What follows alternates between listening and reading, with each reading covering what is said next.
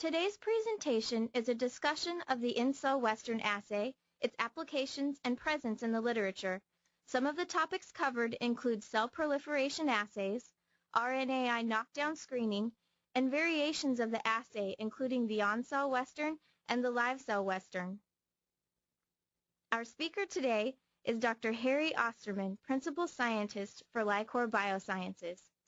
Joining him today as panelists are several experts and innovators in the application of the In-Cell Western Assay. Harry's talk is titled In-Cell Western Assays, From Cell Proliferation to Protein Trafficking. Harry? Thanks, Ashley. Good afternoon from Liquor Biosciences here in Lincoln, Nebraska. It's great to see so many people joining the discussion today. Well, today I want to talk about the In-Cell Western Assay. It's a quantitative cell-based assay for simultaneous analysis of two proteins in fixed cultured cells. It's very similar to immunofluorescent assays or immunocytochemical assays. As you'll see as we go through some of the papers here, it's also called a cytoblot. It's called immunocytochemistry assay. It's called a cell-based ELISA, a fluorescent cell surface assay, a cell surface ELISA, and a quantitative internalization assay. All of these are dealing with protein trafficking. This is a ratiometric analysis, so you're looking at a ratio between two signals, one being the normalization signal. And the procedure is a cell-based assay that can be used with adherent or suspension cells. We're talking about an ensemble measurement, and we talked about that as an immunofluorescent assay. It helps you quantify signals from an entire well, but not individual cells, which differentiates it from high-throughput screening, high-content screening. And this gives you a snapshot, say, of signal transduction status of populations of cells. Here's a workflow for the In-Cell Western. The cells are basically plated. You can add an inhibitor, a ligand, and then the key steps are to fix and permeabilize the cells. Next, you'll come in with a primary antibody to a particular target of interest, such as a phosphoprotein, and then a second primary antibody to a say, normalization protein, or you can bring in, say, a DNA stain. Next, you come in with the secondary antibodies, which will be in two channels, the 700 or 800, and then this is scanned on the Odyssey. It shows you the imaging on the Odyssey. It presents the two channels, the 700 and 800 channel, with laser diodes and APD detectors. Each of these is separate. The data collection is simultaneous. You can view, you can quantify individually or overlay. The key to this is the low autofluorescence from the near infrared, which eliminates any background from plastics, cells, or chemical compounds. It's a simplified workflow in comparison to Western blot. In the Western blot, you're going to lyse, harvest cells, potentially fractionate. You'll run the SES page del, do the blotting, and then do the antibody incubations. In the In-Cell Western, you merely grow the cells, fix them, and go right on to the antibody incubations. And you see the difference in time savings, difference in time being between 9 hours and 6 hours, which is about a 3-hour time savings. You can also, with the In-Cell Western, process samples or time points in parallel and do multiple time points to improve your data quality. One key aspect in setting up an In-Cell Western is the validation of the primary antibody. It must be validated for immunofluorescence. It must recognize a fixed isotope. And what's very critical is that it should show a single band on a Western blot. This ensures that the change in intensity observed in the well corresponds to the change in the amount of your target protein. The advantages of the In-Cell Westerns is that it's quantitative. The signal is proportional to the response. This is a one-to-one relationship. It eliminates cell lysates, gels, and blotting like we talked about from Western blotting. Cell fixation preserves proteins and modifications. It captures them at that point in time. You actually get greater throughput than Westerns with the In-Cell Western, being able to run 96 or 384 well plates, which are compatible with automation. It has several advantages over flow cytometry for adherent cells, whereas with suspension cells you may run flow cytometry. For adherent cells, it's much easier to run the In-Cell Western. And then again, it's simpler than high content screening. With high content screening, maybe overkill for some projects, which brings higher cost and higher complexity. The In-Cell Western is faster, However, you sacrifice cell localization and the higher resolution. What I want to really emphasize in this talk are the variations of the In-Cell Western assay that have developed by our customers.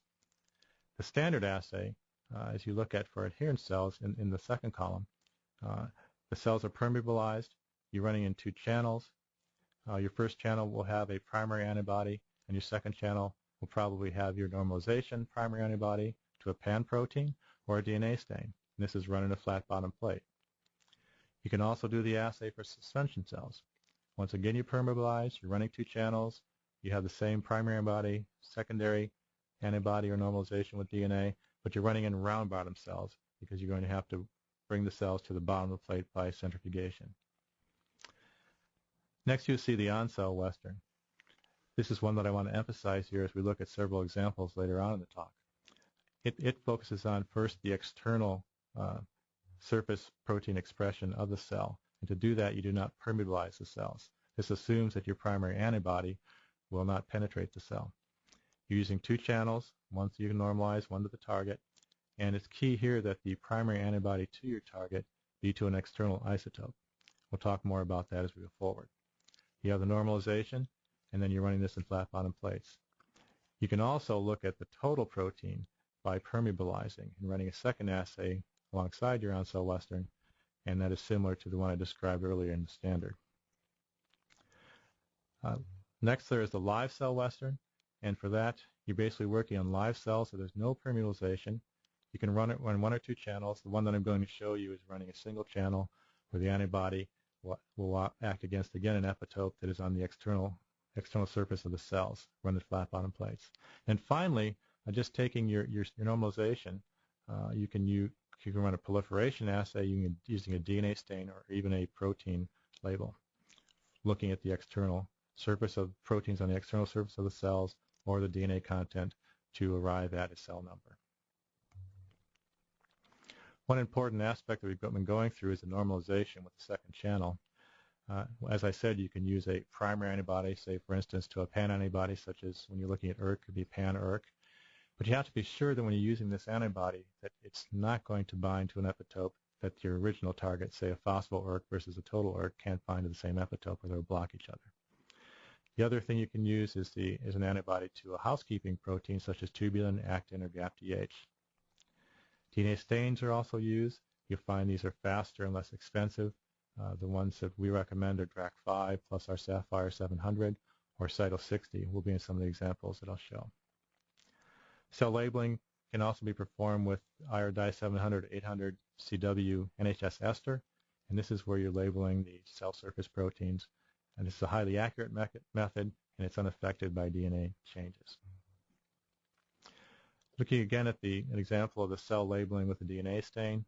Once again, the DNA stain is easy. You get a reliable readout of the cell number, although it's not always appropriate for some situations, say where you have apoptosis and you have unintact open cells or contact inhibition. What you see here is a very linear relationship. The R squared is excellent. It's 0.997. You see a linearity of the response of the DNA fluorescence. And this is with the DRAC5 versus the actual cell number is excellent.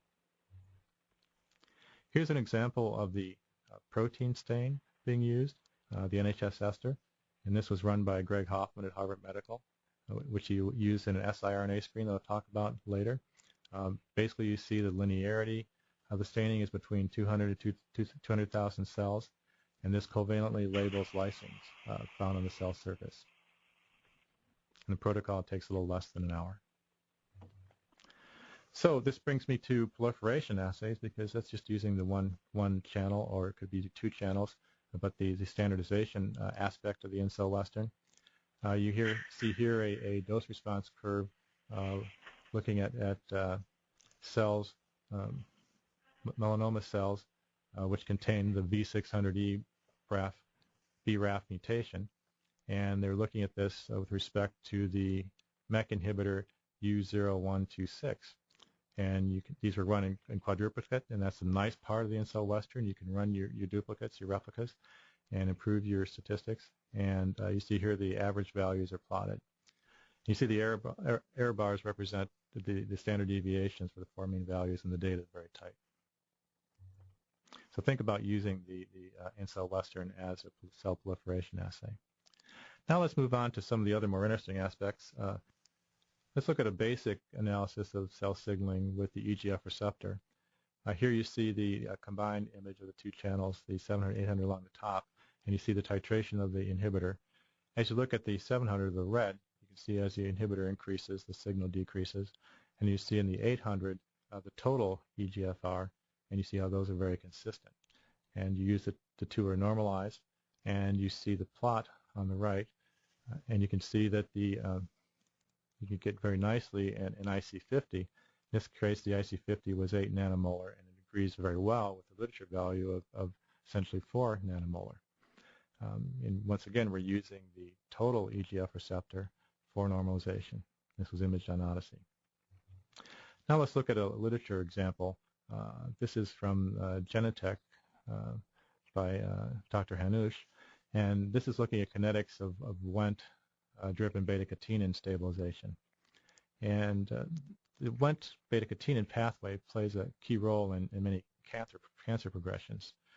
Beta-catenin is an important positive regulator in this pathway that's dephosphorylated and subsequently stabilized upon binding of Wnt ligands to the surface. And here they use the In-Cell Western for multi-parametric quantitative analysis of the cellular beta-catenin protein levels to assess the pathway.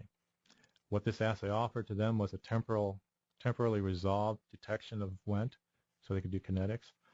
They could do simultaneous detection of cell number, as well as an indication of kinetics of post-translational stabilization of beta-catenin. And this method was rapid and high throughput in comparison to Western blotting.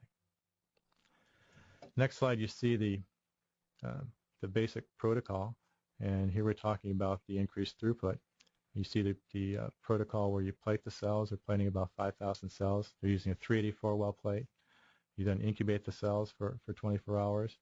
You add the activator, the Wnt3A, for 10 hours, and then you fix and stain in the normal protocol.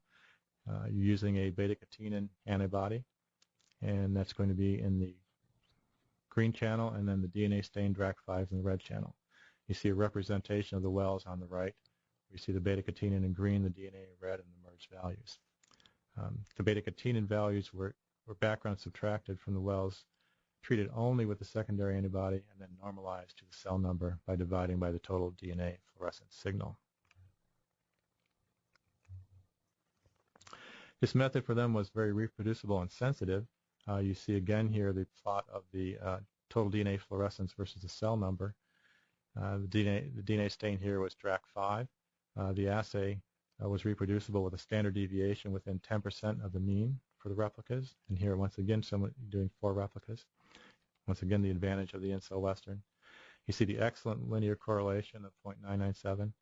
And as they pointed out, it allows for sensitive monitoring of cell number under various treatments. This assay also offered them speed, throughput, and economy, in particular because the Wnt3A was an expensive ligand. They were able here to do an entire dose response curve of the Wnt3A. They could do it in triplicate. It took 6 hours. It was performed with 384 well plate, and it used a very small, like I said, a very small amount of this purified Wnt3A. And as you look at the correlation, you have excellent data correlation.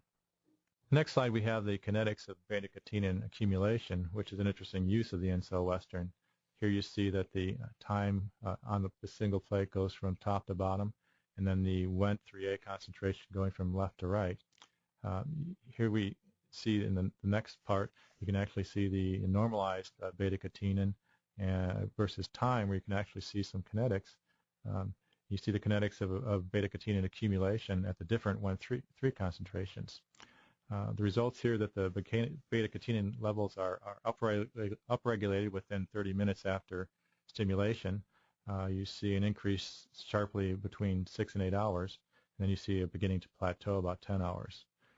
This method shows that a detailed rate of accumulation, and it can be used to derive some kinetic information about this particular pathway, which is quite interesting. So the conclusions from this study are that it's high throughput and economical. It offers some temporal resolution for kinetics of turnover and stabilization. It can be used as a secondary screening assay to quickly assess whether an inhibitor is acting on that pathway. And this is a common use that we see in many of our pharma customers, that the In-Cell Western is a very useful secondary screening assay for lead compounds. And then finally, the limitation is that unlike high content screening, the ICW lacks the cellular resolution, but once again, it's not always required for many assays, and it does have the compensating positives of being very economical and much faster than the high content screening assays. Now let's look at some multiple pathway studies focusing on off-target drug effects. This is from the Laufenberger lab. This is looking at multiple pathway effects and crosstalk and trying to develop a computational model to predict some of these effects. Small molecule inhibitors for kinases often, while they modulate the pathways, often have off-target effects or crosstalk, which may contribute to or detract from drug efficacy. And it's very important to be able to understand these. The effects of small molecules such as kinase inhibitors on pathways specifically may target or detract and contribute from that cell's behavioral phenotype. In this case, we're looking at the cell migration, which is stimulated through the EGF receptor pathways, EGF receptor and HER2 pathways, using the In-Cell Western. And the goal is to use it to develop a quantitative pathway model to predict kinase inhibitor effects on these particular on cell migration. Here's an outline of the EGF receptor and HER2 pathways, and you'll see as I highlight here the targets that we're looking at. We're looking at the tyrosine phosphorylation on EGF receptor, the ERK phosphorylation, the P38 phosphorylation, and AKT phosphorylation.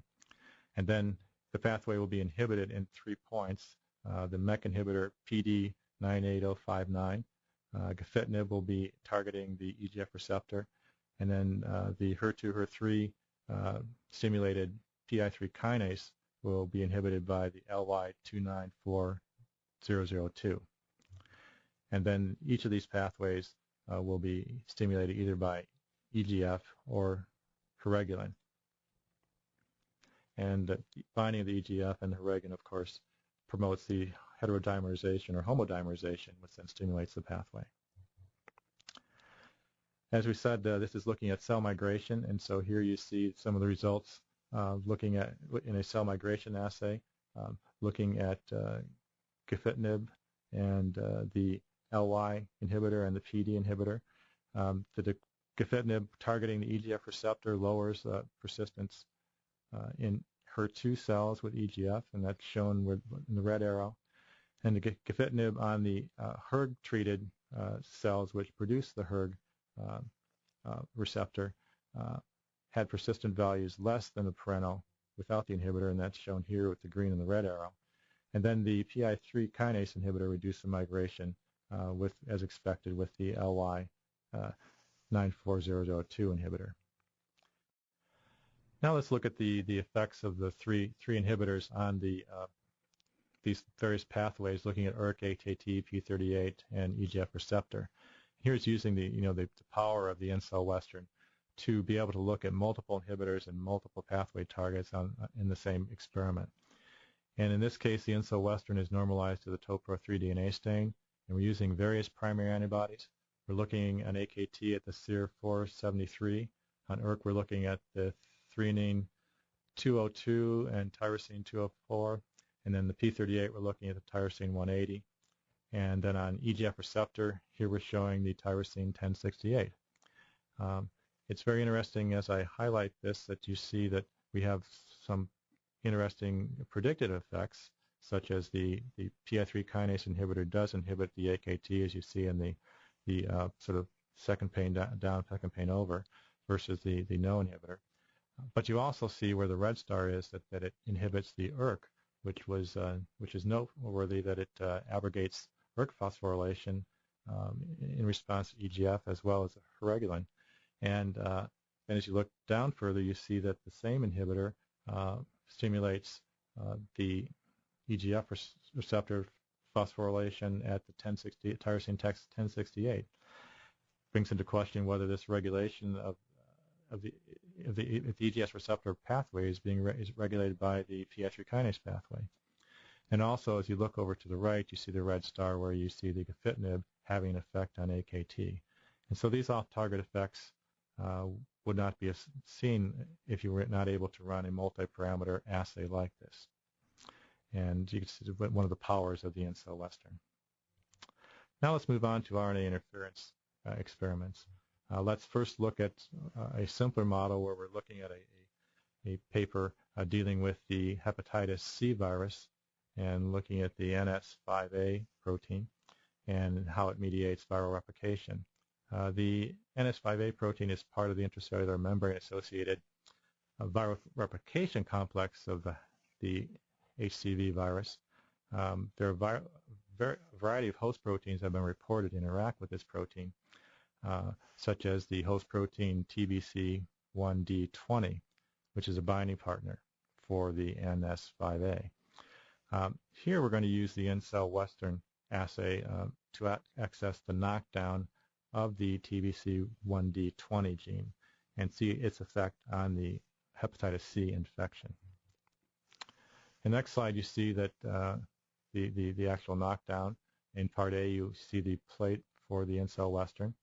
It was run on the Hun 7.5 cells, transfected with the siRNA duplexes, and stained against the antibody for the HCV core protein, as well as an antibody for the calnexin. Calnexin is an ADKD integral protein of the cytoplasmic reticulum, and so it's being used to normalize. You see in the data below, you see the actual quantification of the In-Cell Western wells. The SI-GLO is a negative control, and so you see that that's very positive, coming out at 100%. Nothing is being inhibited. As you look at the other control, the SI-CLTR, it's a positive control for negative control for clathrin, and then you see the two siRNAs for the TBC1D20. And you can see the dramatic reduction in that case. And this is looking at cells compared to control. And the inhibition of this particular protein does knock out viral replication, and it is being studied as a candidate for drug targeting and antiviral strategy. So here is a use of the In-Cell Western looking at quantifying siRNA knockdowns. Next, we'll look at a screen in the next slide, siRNA screen of the mTORC1 pathway. This was coming from the Blennis lab at Harvard by Greg Hoffman. This is posters on our website. Here he used the In-Cell Western assay to look at the effects of a broad knockdown on the mTORC pathway, looking at the phosphorylation of the ribosomal protein S6. This was done in HeLa cells, transfected with the siRNAs, and he used the NHS ester in the 700 channel for normalization of cell number, and we talked about that earlier. Interestingly, in terms of throughput and the In-Cell Western assay, this is using a Dharmakon human druggable genome siRNA library, which contains over 7,000 genes. And we'll also show that there was an additional pilot project where he looked at approximately 25,000 compounds in relation to the S6 protein as a small compound screen. Here are the results, and you can see just some of the results plotted on the right on the chart. The knockdown of the components required both the growth factor and amino acid, affected both the growth factor and amino acid branches of the mTORC1 signaling pathway. And once again, we're just focusing on the ribosomal protein F6 phosphorylation. Some of the known genes came up in this assay, as well as some that weren't expected. And so it was very effective in using the In-Cell Western assay for this high throughput approach. One of the interesting things that came out was the comparison of the In-Cell Western to the high content screening. And you can see the comparison that Greg put here in the next slide. You see the antibody dilutions, you see the scan time. You can see that the In-Cell Western per plate was much faster. The analysis time was also much faster compared to the high content screening. And the reproducibility of the data was if not equal, better. And Greg's conclusion here was that the In-Cell Western approach compared to high-content screening was very viable for a screening approach, and it was superior in regard to throughput to microscopy. Now, of course, you're lacking here the ability to see the cellular resolution, but in some cases that's not always necessary, and you can take advantage of some of the advantages of the In-Cell Western in terms of timing and reagent costs. The next slide shows the use of the In-Cell Western in a compound screen of approximately 2,500 compounds. Basically, you're looking at the positive coming up were some known mTOR inhibitors shown in green, and then the star shapes are compounds that have a full-fold greater reduction in cell number. Let's now talk about one of the key subjects of this presentation, the on-cell and live cell Western applications to protein trafficking. One of the first examples I want to show you was from the Mackey lab at UW, University of Washington. It was developed by Jim Miller, and he developed this in connection with GPRC trafficking. This is going to be called the On-Cell Western, which is, we talked about, looks at the cellular surface. Here he's looking at the GPCRs, which internalize and recycle following activation by an agonist. The mechanisms underlying the internalization are known for several types of GPCRs. The receptors are shown to internalize following specific agonist exposure, including CBN, the cannabinoid receptor, which is the focus of this particular discussion. They're looking at this in HEC 293 cells, which will express the CB1 receptor, and they're using the On-Cell Western. Now let's look at tracking of GPCRs, and you can see on the upper right the CB1 receptor. You see the extracellular epitope, the HCB1, which is the one antibody that was used, or you can use antibody to the HA receptor, and then you have the internal epitope, which is the L14. That's a requirement for the On-Cell Western, is to have an antibody against an extracellular isotope, and in many cases the protein tags such as HA, flag, and histidine are very useful, and the antibodies are commercially available. As you look at the results in the lower right, the OCW polyclonal antibody directed against the extracellular domain in CB1 is displayed in the dark signal, and it was much higher than that for the intracellular antibody. This data is displayed as integrated intensity ratios of the non-permeabilized or the permeabilized multiplied by 100, and it shows how well this assay works for this particular application. As you look at internalization in the next slide, these studies were performed using a confocal microscope previously, and here are shown with the In-Cell Western. It is known that the CB1 internalizes following exposure to CB1 specific agonist, such as the Win2. The cells were treated with the CB1 agonist, and they show on the right a significant drop in the On-Cell Western signal, as you see it with the white bar. Then we use with the antagonist, the SR141716A, you see that you resurrect the signal on the In-Cell Western for the CB1 receptor. In terms of receptor cycling, the ability to quantify not only internalization but recycling was shown with these cells. They were pretreated for 2 hours with cyclohexamide, which inhibits protein synthesis, and the data is presented on the right there. And you see that with no treatment, you see that in the same time period, you see that the results are very similar. The cells were treated in various manners, as you see on the right. When the agonist was washed out of the cells and allowed to recover for 2 hours, a recovery signal was observed with and without cyclohexamide treatment. The basal level is in the dark, so cyclohexamide treatment is in the light. When the agonist treatment was prolonged from 15 to 90 minutes, signal recovery was abolished, and so that's the difference between the green arrow and the red arrow. And in this case, it indicated that new protein synthesis is required for recycling of the receptor following the long-term exposure. So in summary, the On-Cell Western can reliably detect the loss of receptors from the cell surface following agonist treatment. The On-Cell Western is useful for receptor internalization recycling studies. Once again, it requires an antibody to an external epitope, and for that you can use some of the common protein tags. The antibodies against extracellular epitopes such as CB1 displayed a 3 to 4-fold higher signal when compared to the intracellular antibody, and these results are consistent with confocal microscopy studies, which shows the value and validation of the On-Cell Western. Now let's look at the study of the cystic fibrosis transmembrane conductance regulator, which is a glycosylated protein modified by 2 N-linked oligosaccharides. This is a study from the Reardon and Gensch labs at the UNNC. They focus on the CFTR delta F508 mutation, which is a misfold and can be retained in the ER. The core protein receptor obtains N-linked oligosaccharide chains in the ER. If these are not extended, the CFTR cannot progress from the ER to the Golgi. And so they're looking at 2 potential N-link glycosylation sites of this protein, this membrane protein, and they're mutated to test this see if this interaction is disrupted by the removal of the oligosaccharides. Now let's look at CFTR glycosylation.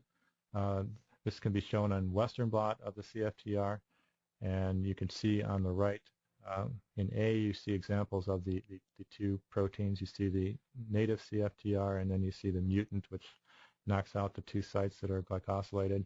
And then in the next set you see this native CFTR, and you see the treatment with toncomycin, which is an inhibitor of N-glycosylation. Next we look at the cell surface ELISA, or the ICW, and the cell surface ELISA shows that the glycosylation inhibitors do not rescue the delta 508 mutation. If you look on the top in the In-Cell Western data, you see the relative fluorescent units. In the first column you see the no drug treatment. Next you see the native with no drug treatment, and then the next set are all the mutant. No drug treatment, you see no surface expression. With the C3 plus C4, which are drugs that partially rescue the mutated CFTR, you see some signal recovered. Then you see a series of inhibitors that knock out various glycosylases, and you see none of those show effective signal, and it shows that none of these drugs increase the amount of mutant on the cell surface of the protein.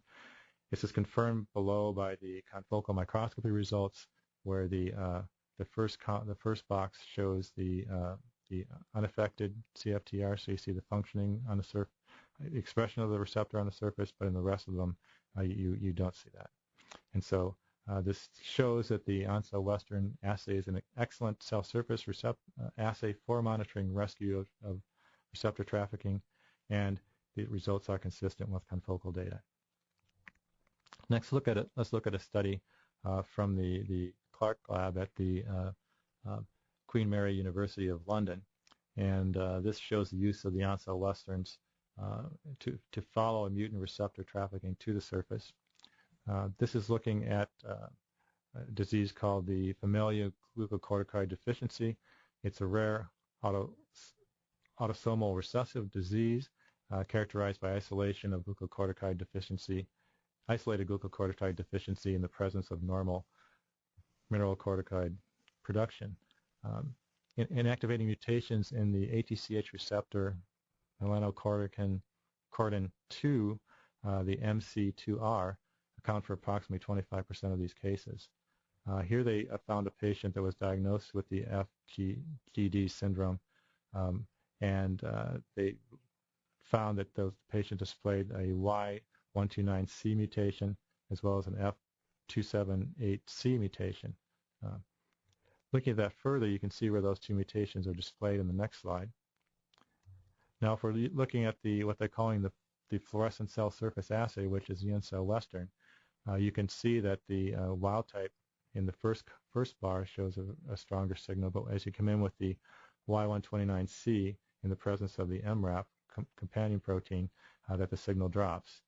The F278C mutation does not seem to have an effect, but when you have both mutations expressed, there is an effect.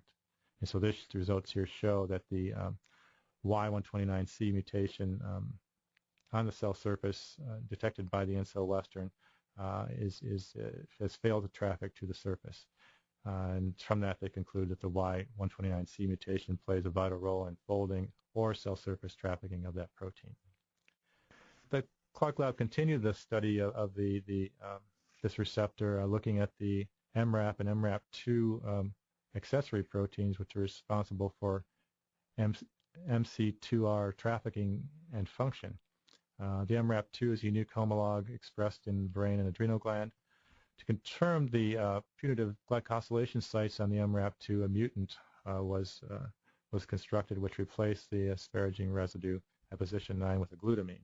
This is called the N9Q mutation. As you see in the next slide, looking at the trafficking on the bottom left, in panel C, you see the In-Cell Western data, and you see the various proteins going across the bottom. You have the receptor expressed in all those, and you have the MRAP and the MRAP2 and the mutation. And you can see that they all look fairly similar once you add the accessory proteins in terms of expression level. However, if you look at on the right at the cyclic AMP data, and if you compare the 1, 2, 3, 4, the 1, 2, 3, 4, if you look at the green star on the left panel C, you see that the trafficking to the surface of the mutant N9Q seems to traffic to the surface. As you look on the right by the red star on panel the number 4, you see that the cyclic AMP levels are much diminished. The results here is that they suggest that the MRP2 has 2 separate MRT accessory roles. First, trafficking the receptor to the surface, which is accomplished, and second, enabling the receptor responsiveness to the ACTH, which is shown by the cyclic AMP results, which are lost. In the next slide, we'll look at the live cell Western coming from the January lab at the University of Wisconsin. Here, they're looking at the hERG, which encodes a voltage-gated potassium channel alpha subunits that form a pore that rapidly activates delayed rectifier calcium current in cardiomyocytes. The trafficking is impaired in about 90% of the LQT missense mutations linked to a proarrhythmia syndrome. So this is related to heart and related to this calcium channel protein. Transfer of the proteins that regulate the traffic of the wild type were studied, and particularly look at a series of GTPases, one being the SAR1, which regulates the endoplasmic reticulum export, and the other being an RB11, which regulates endosomal recycling. Here they used a live cell Western, which was developed to quantitatively measure the plasma expression of the hERG, looking at live cells. And ultimately, they would like to develop some therapeutics to increase the expression and trafficking of this LQT mutant channel. Here in the next slide, we're looking at the look at the trafficking. We see in the right panel a Western blot, and hERG subunits are synthesized as immature core proteins, which have 130 K-Dalton weight in the ER, and that's shown on the Western blot. Subunits undergo glycosylation in the Golgi to 155 K protein, so you can see if they're actually transported. You see in the Western blot on the right that the control shows both bands, as does a mutant to the RAB11A, but when you're looking at the RAB11B, in that mutant, the glycosylation band is not present. Next, we're looking at the trafficking, confirming that using confocal, and here we see the cells expressing the hERG plus the 11B show hERG staining on the cell periphery. Cells co-expressing the mutant, however, do not show that staining. Next, we look at the patch clamp results for studying into the mutants, and you can see that the expression of this mutant has caused a 97% reduction in the mean peak iERG current compared to control cells. And that's looking at the control on the left and the mutant on the right.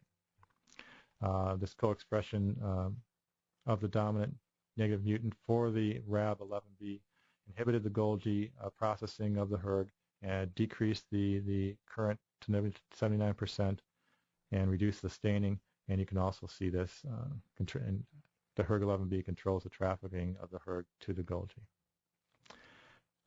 To confirm this, they developed the protocol called the live cell Western, Cells are plated on collagen plates. The media is supplemented for an hour with the hERG antibody to the extracellular epitope. Once again, we're looking at the surface, so using extracellular epitope. The cells were washed with media.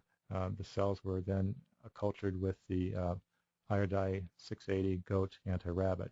Cells were washed for 10 minutes and then plated. The plate was read on the Odyssey. The mean intensity of the wells containing the untransfected cells were subtracted from the sample wells to correct for background not related to the hERG staining. So this is a single channel assay. You're looking at the results here. You're looking at the plate on the top and then the results on the bottom. And the red arrows are highlighting the mutants where the cell surface expression is much lower than the control, which is set at 1 on the left. The co-expression of the SAR, the H79G SAR, which was one of the GTPases, which you see the first red arrow, as well as the RAB11B, and then the RAB11, 2-RAB11B mutants are much lower. The conclusions here is that the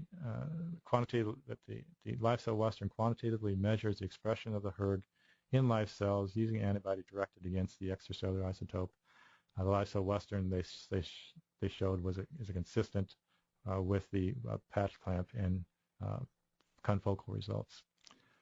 Their summary was that the study demonstrates the expression of 2 different dominant negative proteins, the SAR1 and the RAB11B, and mimics the trafficking in the LQ2 phenotype. The misfolding of the mutant disrupts the normal function, which was shown. The live-cell Western was a useful tool for this. They conclude that the assay has advantages over the patch clamp in terms of being faster, higher throughput, and assays more than 1 cell at a time. And once again, the live cell was validated against established techniques. Now let's look at the use of a transcytosis assay, which is not exactly an In-Cell Western, but it is very similar in looking at, in terms of using an external antibody to an external domain to look at cell surface expression. Here we're looking at the clathrin adapter APB1, which controls adenovirus infection epithelial cells. The adenovirus uses the Coxsackie adenovirus receptor, which is a primary receptor for invasion of the organism. It's a transmembrane protein found in the tight junctions. It's excluded from the apical surface, and the clathrin adapter APB1 is very important in facilitating sorting. It helps localize the protein in the endosomes, and knockdown of this particular the APB1 results in aberrant transcytosis of the CAR receptor to the apical surface. And the hypothesis is that they might like to monitor this with a transcytosis assay to see what the impact is for surface expression and relate that to adenovirus infection. Next slide, we'll look at the models for the CAR receptor trafficking in polarized cells. We see on the left, we see the receptor traffics to the basolateral membrane, where it then buds with clathrin and the help of AP2 to go to the recycling endosomes. And then the APB1, which is the focus of the study, will help transport the receptor to the tight basolateral surface in the tight junctions. In the case of B, you see a similar step in 1. You see the AP2 functioning from the basolateral as it buds into the recycling endosomes. But without the presence of the APB1, the CAR receptor can be transcytosed to the apical surface, where it's susceptible to adenovirus infection, which are the little green pods coming down. You see how that then is internalized and infection progresses. So the transcytosis assay is run in a transwell plate, which is displayed at the bottom. Here, this is the protocol. The cells were incubated with mouse anti-human CAR antibody, the RMCB, in the basal chamber. They were washed and incubated and chased for at 37 degrees. The cells were then fixed with paraformaldehyde and for 15 minutes. The filters were then permeabilized and probed with iodide 800 conjugated goat anti-rabbit antibody, and in Odyssey blocking buffer. Filters were placed on cover slips and scanned on the Odyssey. And then they were subjected to a second round of staining with a mouse IR800 and scanned again in the same setting. And that protocol is outlined on the right. These are done on the transwell plates where you separate the upper and the lower, and this is done with polarized cells. The result of the assay is on the right, and you can see the wild type curve is showing very little response, and the knockout showing quite a bit of response in terms of trafficking of the receptor to the surface. This transcytosis assay on the CAR receptor with the APB knockdown occurred at a rate of about 10% of the amount present at the basolateral surface per hour, which was not observed in wild-type cells. The knockdown of APB1 dramatically enhances the adenovirus infectivity of the non-susceptible epithelia. And in this conclusion, it showed that the knockdown by Assay RNA enhanced the adenovirus infectivity, and that epithelial cells lacking the APB1 also routed newly synthesized CAR to the basolateral surface, but failed to recycle the endocytosed CAR accurately to the basolateral domain. Instead, they transcytosed the CAR to the apical surface, resulting in much higher virus infectivity. So the highlights of this, coming to the conclusion of this particular seminar, we looked at proliferation assays with DNA and protein stains. We talked about pathway analysis, basic drug discovery, but also looking at the use of In-Cell Westerns for multiple pathway off-target modeling. We looked at the uses in RNAi, the simple knockdown of a single protein versus knockdown of entire genome-wide studies.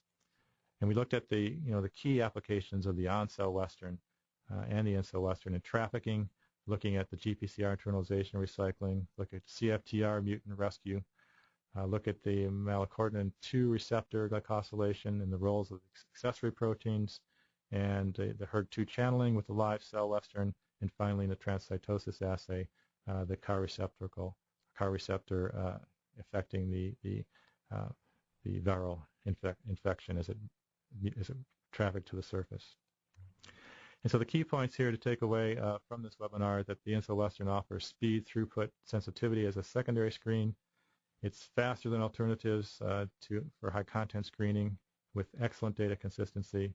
And the On-Cell Western is an excellent cell surface protein assay for studying display, internalization, and recycling of receptors and cell surface proteins. Live cell is a faster and higher throughput than the patch clamp, and the In-Cell and On-Cell Westerns are versatile, quantitative, cell-based assays. So I thank you for your time today and coming to this webinar presentation. I hope that this information is useful in showing you the versatility of the In-Cell Western as it can be used in On-Cell Westerns and Live Cell Westerns, and its use in trafficking, cell proliferation assays, and pathway analysis. Thank you. Now we are going to transition into our live question and answer session.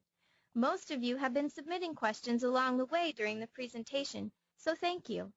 If your question isn't addressed during this live Q&A, a panelist has either already gotten back to you or will get back to you as soon as possible. For those of you who haven't submitted your question yet, you can send them to us by expanding the questions panel in the control panel window and typing into the dialog box in the panel, then clicking the send button. So it looks like Harry is ready to go. Our first question is, does it take longer to image a 384 well plate than a 96 well plate? Well, actually, one of the nice features of the Odyssey system is that you're imaging an area. So regardless of the number of wells, the imaging time is about the same. And so you can use whatever number of wells is convenient. Thanks, Harry. Our second question is, what are the key requirements for an OCW? Well, the On-Cell Western is looking at the surface of cells. So one of the key requirements is to have an antibody to an external isotope. And as I pointed out, if one isn't available, there are a lot of standard protein tags that can be cloned onto the N-terminus, and those antibodies are commercially available. Great. Our next question is, so how would you compare the live cell Western to the patch clamp? Well, the live cell Western is going to look at the amount of protein expressed on the surface. It's a much simpler assay. It's just dealing with a population of cells rather than a single cell.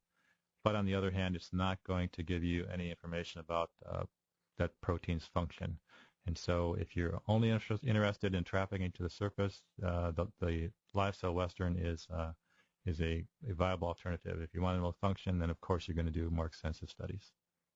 Thanks, Harry. This is going to have to be our last question. We're running a little bit short on time here. So, Harry, what is the best use of an In-Cell Western in drug discovery? Well, our customers find that the In-Cell Western is a good assay for doing lead compound screening. You can run 96 well plates or 384 well plates, but you're not going to look at million-plus compound libraries. Having said that, as we talked about the siRNA results, you can see that if a library is in the range of 20 to 30,000, that number of plates is manageable for a study. And as we pointed out, the In-Cell Western will have advantages over the high-content screening because it is faster and cheaper.